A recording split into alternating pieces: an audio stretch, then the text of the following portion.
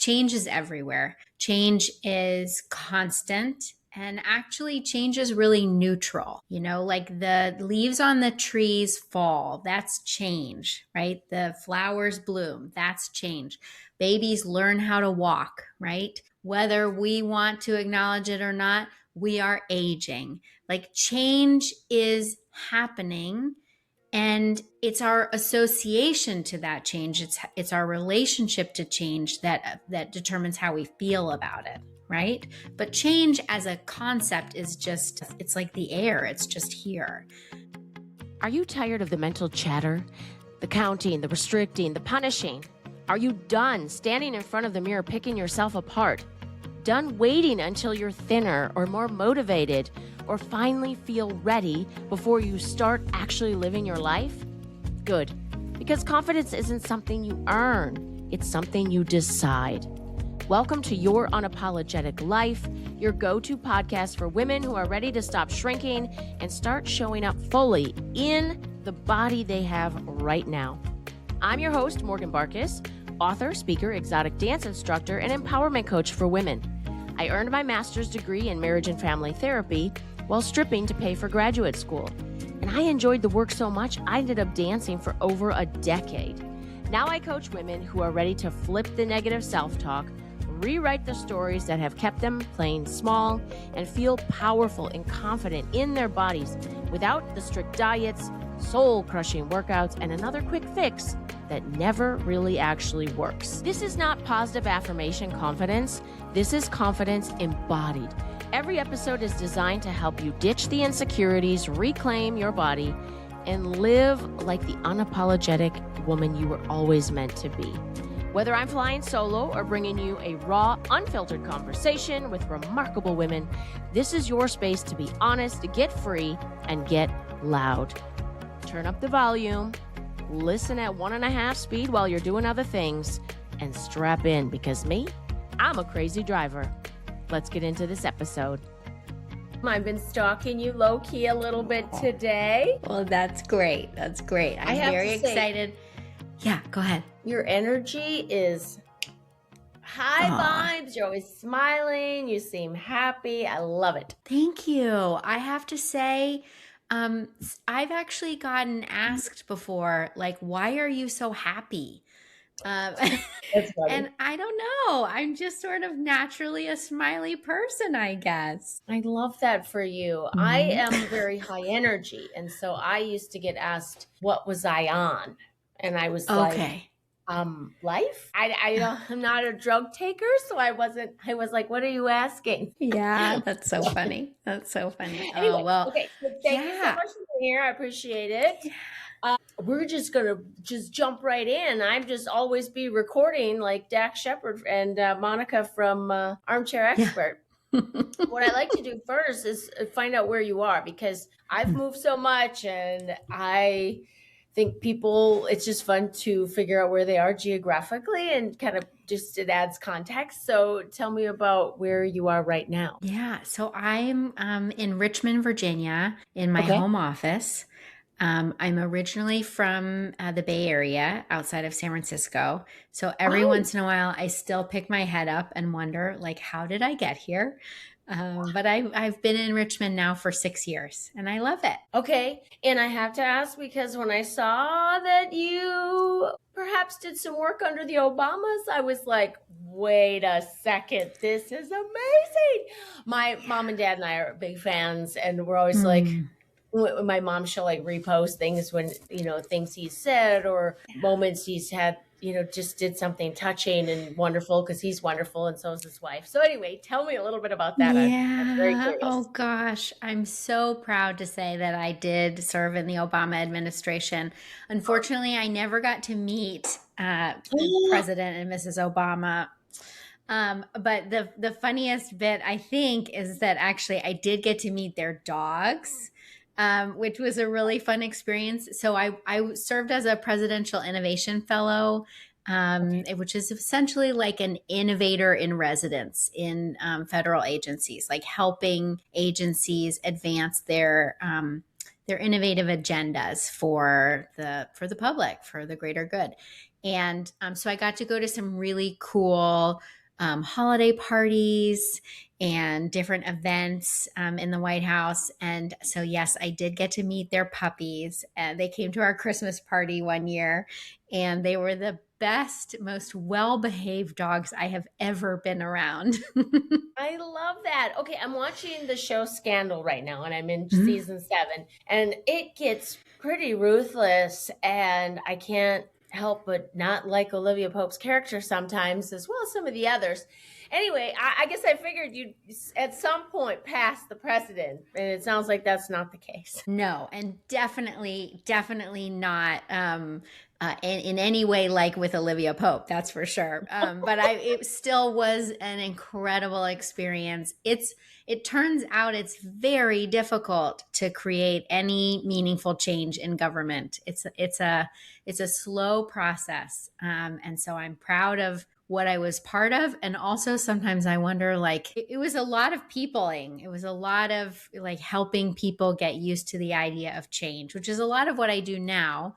And I don't always feel like I have a whole lot to show for that time beyond a lot of really interesting conversations. Yeah, I love that. Speaking of change, I am somebody, I love change. I don't know why. I like new and exciting.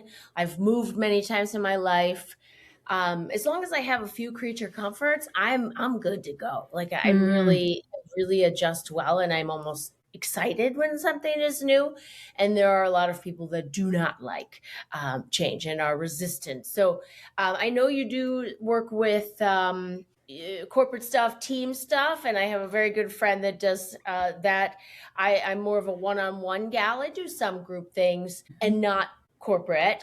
So I would love to chat about what you do with individuals when it comes to change or transition, and then also how the human design part comes in because I have a girlfriend of mine, and we took a mastermind course ish, if you will, together, and we met that way, and we've stayed in touch. And she got into human design recently, which she has realized help her position and think about how she works, and that she works mm. so different than some, and so it's helping her in terms of her coaching program and how she runs her business. And so I'm just curious about so many things, so dive in I wherever love you it. want me.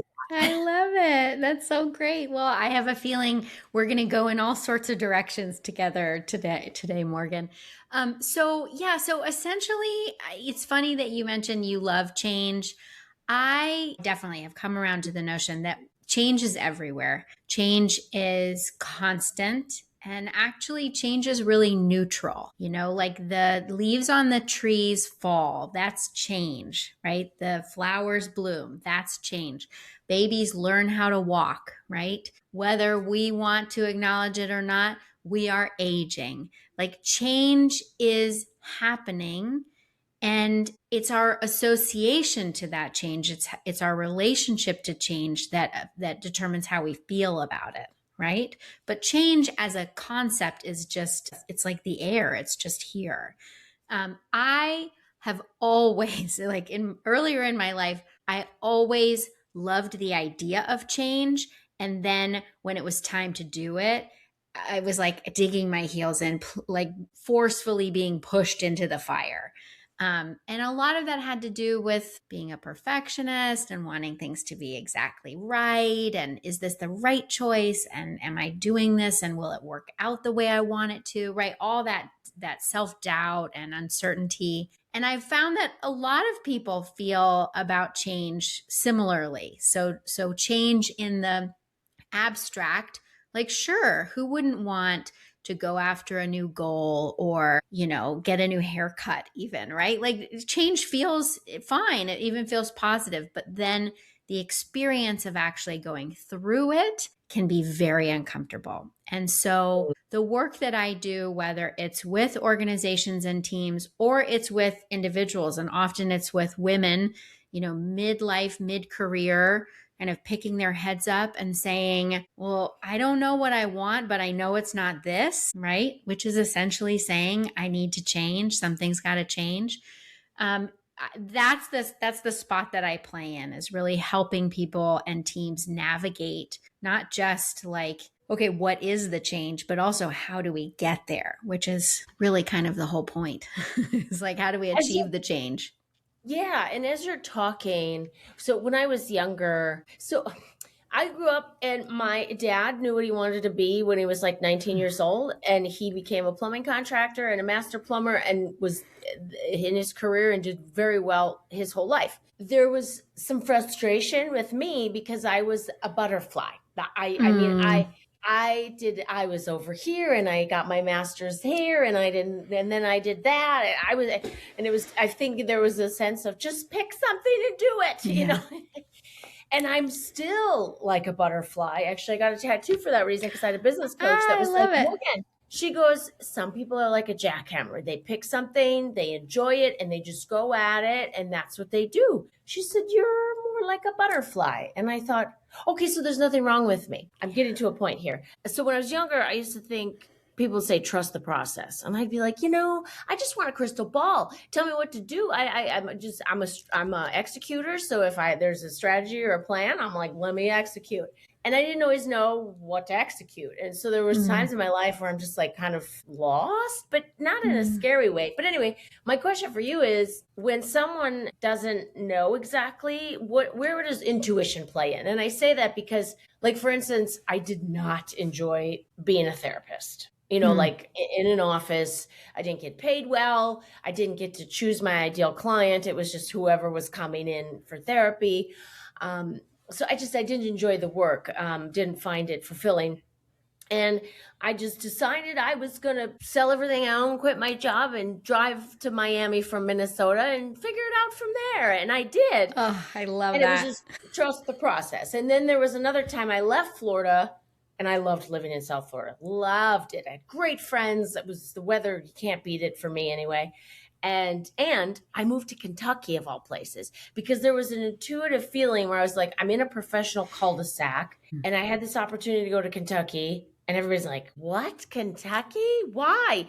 And I said, I don't know. I just have this feeling, and I don't know what's going to happen. 3 months into it, I got a job opportunity that changed my life. So I'm wondering from you, when you're working with people, is there a concrete plan? Is there room to follow intuition? Like, how do you, because a lot of people thought I was nuts, and they're Yeah. like, you're just going to go off of this gut feeling. And I did, and it worked out always. So tell me more about plans versus gut feelings and how you work it all in. Oh, I love that. Okay, so we definitely need to talk about human design, and I'm Yeah. not an expert in it, but I Yeah. will say learning about myself through that lens has really helped me.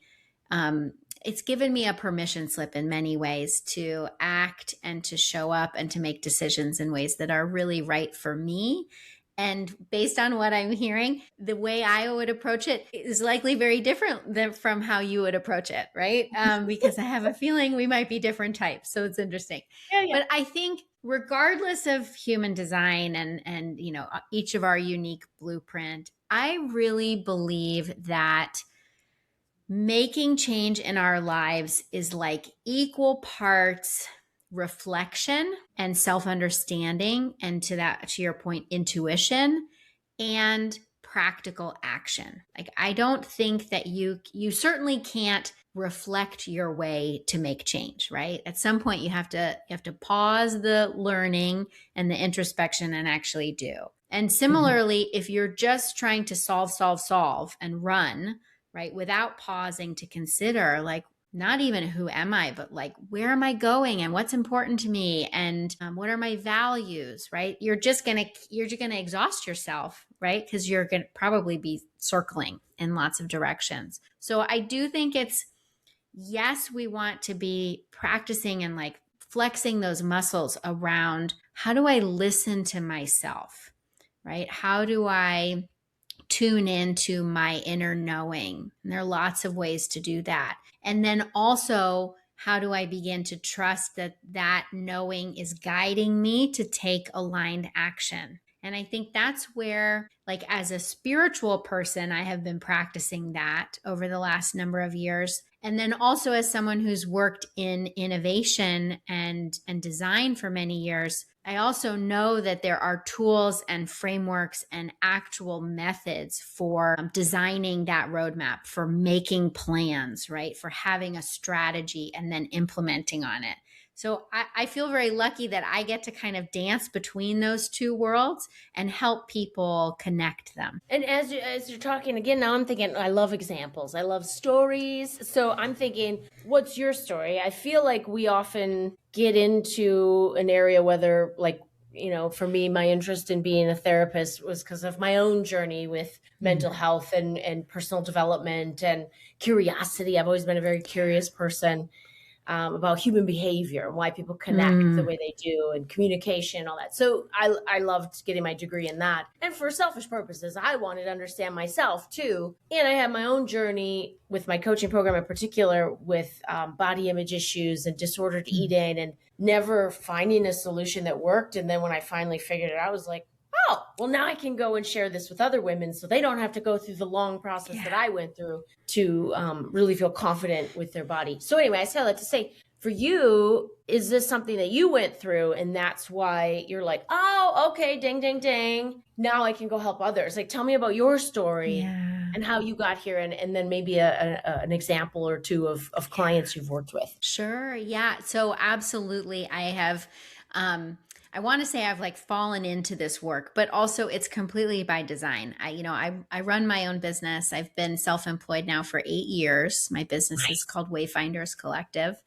And I also, thank you. I'm very proud of it. I never expected to be self-employed and to have my own business. I actually come Why from, do you say that? What do you mean? So I come from a long line of strong business women. My mom has owned her own retail business for 40 years. And before it was my mom's business, it was my grandmother's antique business. The women in my family have been running their own business since like the 70s. Awesome. And I grew up watching my mom, oh gosh, work really hard, right? Nights and weekends and holidays and all that, because she had brick and mortar locations. And so I just saw that and sort of swore I would never be an entrepreneur. I would never be self-employed. And then interestingly, so in my career, you asked me kind of who am I and how did I get here? So I'm definitely an overachiever. Again, a perfectionist. I went to a really competitive all girls middle school and high school, where it was imprinted on me that I need to be super ambitious. I need to work in the White House, right? And I'm very fortunate that a lot of those, goals that I set for myself, I was able to achieve. And also over the course of, say, the first 10, 15 years of my career, I started to feel like the way I talk about it is like my work life was on one hand and my real life was on the other hand. And I could feel the gap between my hands growing with every role. I felt further and further away from alignment and integration, and just living the way I wanted to live. I think now in hindsight, what I was really talking about was my values, that I was working in a way that wasn't aligned with my values. But at the time, I just felt really split. And so fast forward again, I've had some really incredible jobs in the world of innovation and design thinking and, really working with teams to creatively problem solve and come up with new ideas. And I got to a point in my career after working in the White House, I went into the private sector. I landed what I thought was really my dream job. That sort of like the power pose with your hands on your hips, like I have arrived. And I remember just thinking like, okay, we're all done. I did it. And a little less than a year after starting that job, I got unexpectedly laid off. And at the time, I called my husband and I called my mom and then I called my coach, the coach I had been working with actually to get that job. And she said to me, Ashley, have you ever thought about becoming a coach? And, my heart went into my stomach. That feeling when you just hear something or something is really true. And I went to my first coach's training, weekend, and was just like, here's my credit card. I have to do this, I have to do this. And one thing I really realized, and this has become sort of the foundation of all of the work that I do. When I was sitting in this room, it was like a windowless ballroom in Georgetown, right, to go through coaches training. And what I realized was that the methods and mindsets that you learn as a coach are so aligned with the methods and mindsets of innovation, right? That the way you approach transformation with a capital T, right, in your own life. I'm unhappy in this part of my life and I want to get to this future state, right? That is almost word for word the same conversation you can have inside a company when they say, we have a vision for the future and we need help figuring out how to get there. So when I got laid off, what I realized was that all of the innovation and design tools that I had in my toolkit from the work I did in the White House and elsewhere could actually be applied, I could turn them on myself, right? And say, well, if I'm designing this next chapter for me, how would I go about doing it? And so I trained as a coach. I experimented with a whole bunch of different freelance projects. I sort of talk about it like I proved the business model of Ashley, right? And just sort of got going. And what I realized was that actually, as much as I had shied away from owning my own business, I learned that and I still believe it, I am a safer bet than any company I could be affiliated with. And that, I will always be on my own side, I guess is my point. Now, that doesn't mean that I immediately trusted myself, right? And I have a feeling like so much of your conversations, Morgan, are about self-trust, right? And learning about what's authentic and true for each of us. And boy, that has been like the last 8 years have been a masterclass in that for me. I'm still learning, but I got to this really clear place where I realized I want to feel aligned. I want to feel authentic. And actually, I can give that to myself. I don't have to be employed by someone else in order to create that. And so that was really the genesis of my business. And I want to say I haven't looked back. I mean, occasionally, I've looked for jobs every once in a while because we do, right? But it's the best job I could have ever dreamed up for myself. I love it. I love it. And I love that for you. I think that I grew up too in an entrepreneurial family, and now my brother is in business and does well. And I've always had that too. You just that you want to be, for me, the freedom to create and do what I want to do and feel like I'm making an impact in the way that I want to. So good for you.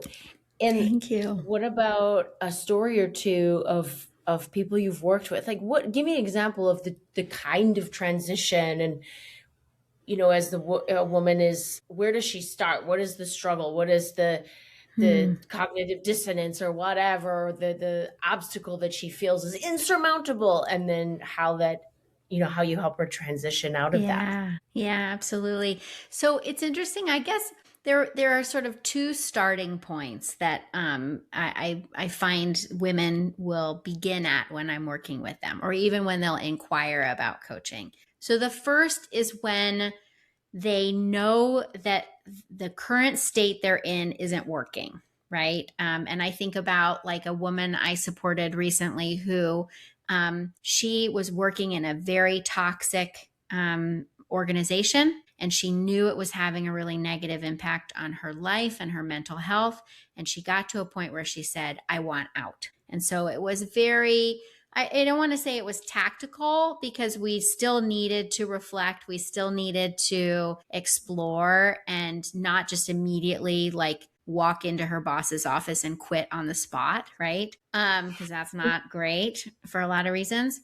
But it's in that instance, it's much more like I have a problem and I want support from an expert to help me figure out how to fix it. Right. And those are important. Those are important conversations to have and important moments in our lives. We all get to that point where we're like, either I know I need a new job, or I want to feel better in my body, or I'm interested in a new relationship. Like I need help getting from point A to point B, right? So that's a very classic. The other that I think is equally fun and different, right, is the woman who has, so you asked about intuition earlier, the woman who has an intuitive sense that something isn't aligned, right? And whether that's, I feel like I'm meant for more, or I feel like I'm wasting my potential, or there's just something that doesn't sit with me well, right? I think about this sort of like the woman who's like, almost like coming up for air out of, under the ocean, coming up and looking around and being like, how did I get here? Like, I don't really know necessarily even what the problem is, but I know I don't want to be in this part of the ocean. Right. And so that's a slower and maybe gentler process, right? Because there's a lot of learning to do and not as much strategy right out of the gate. There's not as much problem solving. It's much more, well, let's learn more about what these signals are telling you. But again, just like I said earlier, in both cases, we're pairing reflection and intuition with action, because we want to move forward. That's the whole point. Sure. And I get, when you said that, I thought, yeah, like there's times where even if you're in a relationship, or you, like you said, you want a relationship, you don't always know what it is, and you know something. And I like that you said about the coach, because I mean, everybody can read books and do things and try to do things for themselves. And just whether it's nutrition or exercise or working with somebody, if you want to change your career, you can get to A to B a lot faster with a coach. Absolutely. Absolutely. When someone is, like you said, there's this feeling of, I just came up for air, and you're like, wait, how did I get here? And this isn't where I want to be. What does that process look like? Do you have an example of someone that was really feeling lost and she didn't even know what she wanted? Because sometimes you don't. You're just like, Yeah. something isn't right. I mean, sometimes you have life-changing experience. I have a friend that had a very scary car accident, and in that moment, she was like, okay, if this is it, is this what I really wanted to be? That's all I did in my life? I don't know that I made the impact I wanted to make. And then she lived, and she was like, changed careers, did like pivoted everything, because she just realized it was a very dramatic push. Whereas, like you're saying, someone who there's just something where she has a good enough life and she should be grateful and she should feel like, why wouldn't she be happy? She has all the things. What do you do with somebody like that? Yeah. And that's kind of a like an extra sticky spot to start in, because there's a lot of shoulding there, right? Like I should be happy. I should feel fulfilled. I have everything I quote unquote asked for, right? And so this is maybe something that would make us feel a little squeamish. So I'll acknowledge it. Tell me. I think the value, or the opportunity, is to actually get really clear on the current state. So if you are recognizing, I should feel a certain way, but I don't, right? I think one of the, and I'll speak for myself, Morgan, because this was really my example and how I came to coaching. I mean, I had some incredible jobs, right? And I still have a beautiful family, but I had a little boy at the time, like a toddler, a wonderful husband, like all the things, right? And I still knew deep down that something wasn't right. And what I think the opportunity is, the first place to start is practicing being honest about what doesn't feel right, right? And I think the first part is actually being honest with yourself, because a lot of us, that's hard enough, right? It's hard enough to actually pause and say, wait a minute, even with all of these great things, I'm still not happy. I'm still not fulfilled. And not going into a place of judgment about it, but I was being just gonna say in that that, too, because a lot of yes, women then they feel guilty that they're not more, and it's like, yeah, there's no, other people that are in worse situations, or it's like, yes, you could always. It'd be like my yeah, mom when we were younger telling us that there were starving kids in Africa, and I was like, well, I still don't want to eat this. I don't like yes, cottage cheese, yes. you know. Yes.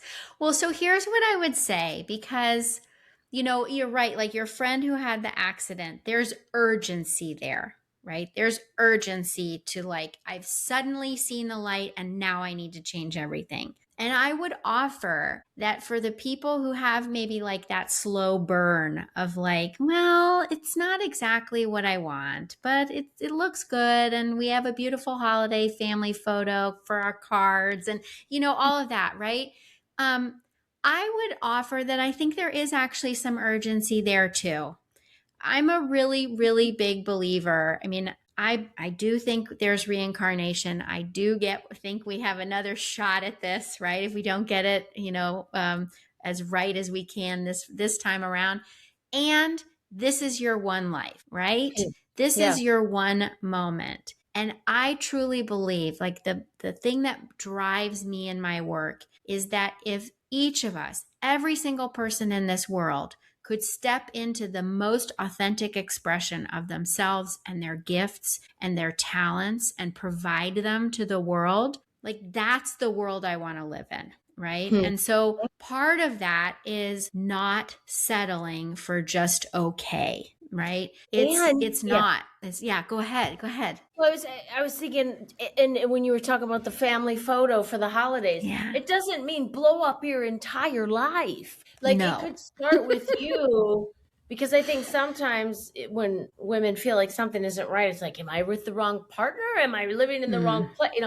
And yeah. it can be as small as, like you said, looking at yourself first. Am I waking up and doing the things that I want? Am I taking care of myself? Am I getting my hair done? I mean, there's things that women Yeah. don't do because they're putting other people first, and then they Hmm. forget to take care of themselves, or like you said, live their light. And that could be Yeah. being the coolest mom in the universe at the PTA meetings, or, deciding to, ask for the promotion at their job Hmm. that they think they're not Hmm. good enough to do. Whatever it is, like it could start small. It doesn't mean like blow up your whole life and completely Yes. flip Yes. everything on its head. Yeah. Yeah. Yeah. So we talked about judgment, right? So Yeah. this is not about judgment. This is about curiosity. So when I work with women who are sort of just starting to practice being honest about there's something more or better or different that's out there for me, the Hmm. first thing we always start with is what I call discovery. And it's Hmm. really about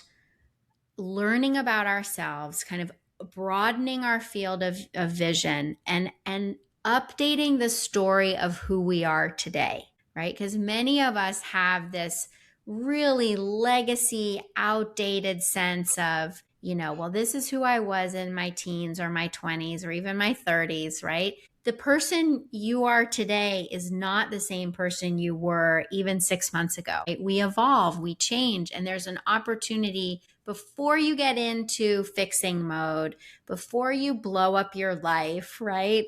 Let's hopefully you don't do that at all. But before you decide to take any kind of action, the first step is to discover and to ask curious questions about yourself and about what you want, right?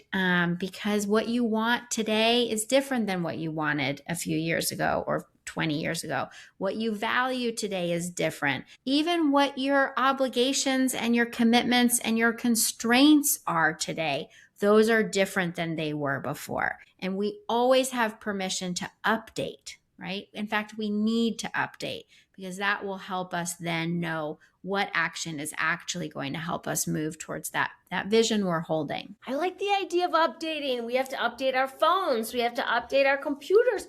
And and to, like you said, the discovery, because a little over a year ago, ish. I got into a program to teach English in Spain because I was like, I was Mm, having that feeling again. You know, I told you I get itchy. I gotta move. I gotta yeah. try new things after a certain amount of time. And so I was like, well, I think I'm gonna move to Spain, you know? And I was telling everybody, and I got into this program to teach English in Spain. And I mean, it didn't pay much. And I thought, I'm going to Spain, you know? I my parents, especially my dad, was pushing me because he's a numbers guy, so he was like, "Okay, wait a second, you're like 45 years old, you're making this amount of money, and now you're gonna go and do this." And I was like, "Well, yeah, at 25 it would have been a little smarter than 45." But anyway, that being said, what was helpful was one of my friends said, "Morgan, if you don't do this, there's a reason why you wanted to. So what Hmm. are you going to do if you're not going to do this? If you're not going to move to Spain, fine." And there's something going on for you that you needed something. There's a reason you wanted to do this thing. What is it? And I was like, well, I got to think about this. And I thought, I want to see the world. I don't Hmm. want to feel geographically stuck. I don't like being geographically stuck. I want to go see and taste and smell all the things. Like, I want to go. And so I made a commitment to travel abroad at least twice a year going forward. That was my 2026 intention. And I went to Morocco last week. So I, so, That's incredible. I love that. What a great I'm just, example. so I'm saying, yeah, like sometimes you have to, that discovery is going, okay, maybe I don't go do the huge thing. And I'm not saying like blow up your life, but do something crazy because you're like, Hmm. you have this feeling that something's got to change. I was ready to like leave the country and quit my job and like, and then it was I thank goodness had a friend that was like, okay, cool. If you don't do this huge thing, maybe we dial back what it Yeah. was that you even needed and why you even considered this. Yeah. And so Yeah. anyway, I think Oh, that that's such a great example. So, can I yeah, build on that with a couple yes, of thoughts? please. Yeah, yeah, yeah. So, one of my favorite questions to ask when I'm in discovery mode is what's important about this, right? So Mm. when you think about I've got this idea, I'm going to move to Spain and teach English, and your very very clever, thoughtful friend essentially asked you what's important about this, right? What's important is that I want to experience the world. I want to travel. I want to be immersed in other cultures. It could be any number of reasons all at the same time, right? And then what I love about this is that you very easily could have what I would call like ripped off the band-aid, right? And like I'm going to Madrid or Barcelona or wherever, right? And like I've got an apartment and I don't know anybody and here we are, right? And there are times in our lives when that kind of 0 to 60 makes a lot of sense and it works, right? I'm not saying that drastic action can't work. And what I often, well, almost always will coach my clients to consider instead, and I would just offer this because you're doing it beautifully without even realizing it. I will often ask my clients, what is the smallest, fastest, cheapest thing that you could do or try to learn whether this idea works for you, right? To learn whether this is the quote unquote right path, right? So you're essentially doing it in that one smaller, maybe cheaper, probably than moving abroad, right? Certainly faster is I'm going to take some trips. I'm going to go explore the world. And maybe even I'm going to go to Spain and see, do I like it in Spain? Right? Am I like fit for the Spanish lifestyle? Right? And there are likely even smaller steps, right? But what you did so beautifully is you chunked it down and you said, I know I've discovered and I've defined what's really important to me. I have this vision of being abroad and being immersed in new cultures.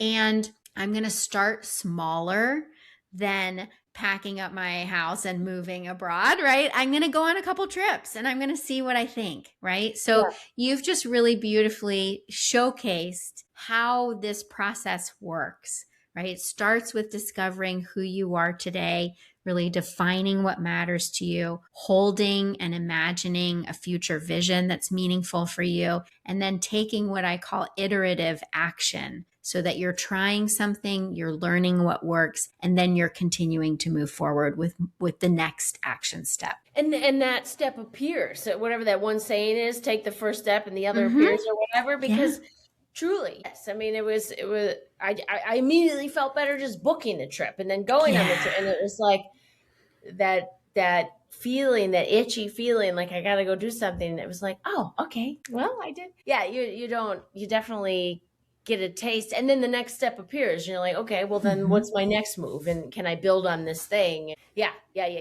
Now, how does the human design part of it, again, you said you're not an expert and you know more than me. So talk to me about human design. I know there's a book out there. I have not purchased the book yet. And I'm like, maybe it's come up quite a few times now in conversations. I'd say at least 3 or 4 times. So in the most recent future. Past. So tell me about how you got into it and what it means. Like, how would it fit into someone's life if they're listening right now? Oh gosh. Okay. So again, I'm definitely more of a student than I would call myself an expert, but I stumbled across, no, I mean, we're all learning. We're all learning. Right? And I'm, progress. always. And I'm definitely like a lifelong student in so many ways. It's one of the things that I've come to really kind of appreciate and love about myself is I'm just sort of insatiable when it comes to particularly systems and kind of ways of understanding myself. So I love when we were growing up, like the personality tests in the back of the magazine, I loved the Myers-Briggs and the Enneagram. And like, I just love all of it, right? Astrology. I was just going to say, I had someone read my astrology map when I was in Morocco. Her dad was from the UK. She grew up in France and now she lives in Morocco. And we happened to be sharing a ride together. And she's like, do you know your astrological planet, whatever? I was like, no, I do not. And so she had a chart and it had all the things and my rising and my falling and whatever. Yeah. Okay, so yes. So I just love it. I always have loved it. And it turns out that my human design actually kind of explains why I love it. So I'll get to that. But wait, is there a test for the now. human design thing too? You can take a test. Yeah. Absolutely. Absolutely. You get to punch in all your details and you get a chart and it tells you all this stuff. So I came across human design a few years ago and it's complicated. There's a lot of, it's almost sort of like a layer cake. There are a lot of layers to it. But at its most basic, it's kind of an aggregator of a whole bunch of different systems. So the chakra system, astrology, kind of Eastern traditions and astronomy, like, sort of true science. And it's essentially a unique blueprint that each of us holds based on where we were born, the time we were born at, and our birth date. And it divides us into 5 types. And the types are really about how you use or create or absorb energy. So there are people in the collective, so to speak, that when they follow what they're passionate about, they create energy for the collective. They, like, you can think about them like the car engine turns on, right? They are the light switch that goes on. And they're designed to follow their passions. They're designed to follow what lights them up. And then there's a smaller minority of the greater collective that doesn't actually create energy. They either absorb it or reflect it. But it's not something that they again, generate themselves. So without going down the rabbit hole, what I will say is that when I started learning about my own design, I started understanding why I do the things that I do. First of all, like a great example is I am always like sort of moving slowly and needing rest in a way that I really thought was a problem. Like Oh, in yeah. our culture, we're supposed to be hustling. We're supposed to be productive all the time. Yeah, and I had internalized I'm always late. I'm always behind. Even things like, the memories of like running the mile in PE class and being like, I'm so slow but compared to everyone else, right?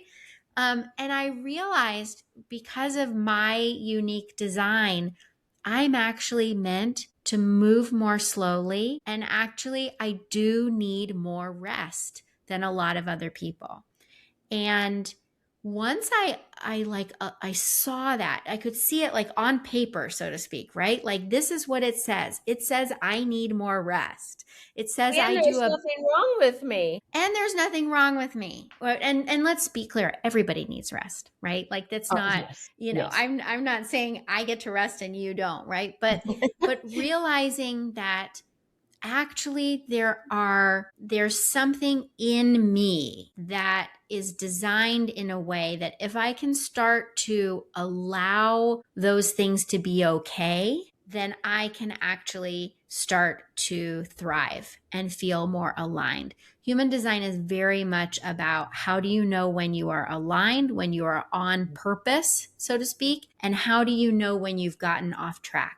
How do you know when you are not in alignment with your unique design? So again, it's turned into a huge permission slip for me because everything from needing more rest to like, how do I think about the world in a way that's different than a lot of people? Just really understanding, oh, there's nothing wrong with me, right? This is actually how I'm designed. So I would really encourage, I don't think there's necessarily one single source of where you need to go. There are a lot of great human design coaches and practitioners. But it's just it for me, it's been a system that has really, really resonated. Should someone start with the book, or where would be a good jumping off point to, if they're like, well, what is it? I want Yeah. to know. Yeah, where I started learning about it actually was TikTok of all places.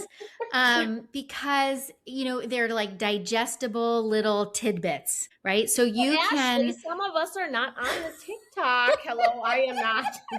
well, probably Instagram too, maybe even Facebook. Okay. I think so. You can go online and just search like human design chart and you'll put Okay. in your information. Depending on which website you get to, you may have to sign up for emails, that sort of thing. But Yeah. there's no need to pay for your chart. You should be able to find it for free online. And then Okay. once you know that, like particularly once you know your energy type, like I was explaining, or certain things, like for example, each energy type has what's called a strategy, which is how kind of how to take action. And then each type has, and each unique design chart has what's called your authority, which is how you make decisions. Mm. So I'll give you an example. My authority, I think you even mentioned earlier, like your gut was telling you I should go do this, right? I should go to Kentucky. Well, my gut has never told me anything. Like Oh. I don't have a gut instinct often. And if I do, I'm learning now it has more to do with what I think other people will want me to do. The Ah. way I make decisions, what I have known is true for me my entire life, but that I didn't accept until I learned about human design, was that I make my decisions with my emotions and that I actually need to wait a bit of time before I make a decision. So Oh. for me, with what's called emotional authority, I need 24 to 48 hours to make a decision.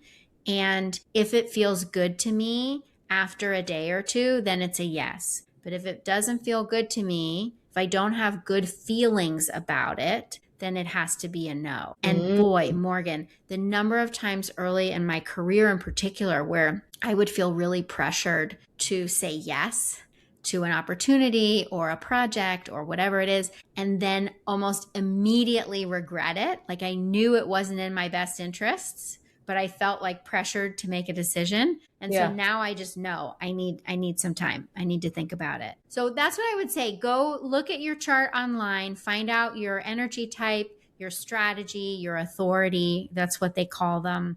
Those are kind of the three main pieces, but the charts are so in depth. And then just go have fun, whether it's on TikTok or it's an article you find or it's an Instagram post.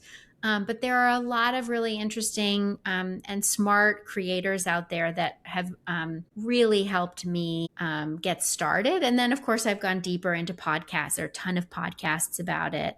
But it's just fun. I find it really fun to play in learning. Like how do we all work? And we all work so differently. I love it. See, I'm more like zodiac and Chinese astrology. I have my tattoos because I've always found that fascinating. And like you, I like the test too. I like to see if they line up or if it's just a bunch of BS. And it's pretty in line. It doesn't matter if you're zodiac, Chinese astrology, Enneagram, Myers-Briggs. People, you know what's so cute? I go to the Planet Fitness nearby here, and I haven't seen her in a long time. She maybe doesn't work there anymore. There was a gal there who she definitely was on the spectrum, and I loved. She would come up to me and just start asking me 107 questions, and right in my face, asking, and she wanted to know my Myers-Briggs, and then when she memorized it, and she'd be like, Morgan, you're a whatever, JF, whatever. And I was like, well, girl, you remember better than I do. And she's like, and you're like this, and you're like that, and you like these colors and that. And I was like, yeah, you're actually right. Like, it was fantastic. So yeah, I like learning about that stuff too. All right. It's really fun. In terms of you, what are you excited about right now? And how would you want someone to follow you on that journey? What's exciting you about what you're doing with your work right now? Yeah, I love that question. One of the things, so there's the coaching work that I do, there's facilitation and kind of leadership work I do with teams. One of the places that I have grown into in my business is my art and my work as an artist, and more kind of broadly, my work as an artist creating what I call life design tools. So creating materials and, whether it's journals like reflection journals or a new card deck that I'm actually working on right now, an intuitive deck, but resources that help people do exactly what we've been talking about: discover, define, imagine, and then iterate their way forward. So I actually, during COVID, I started an art project that I called 100 Days of Designing My Life. And I created 100 watercolor, like 3x5 postcards with different coaching and innovation frameworks, as well as quotes and other kind of visuals that I'd been thinking through. And I created 100 of these.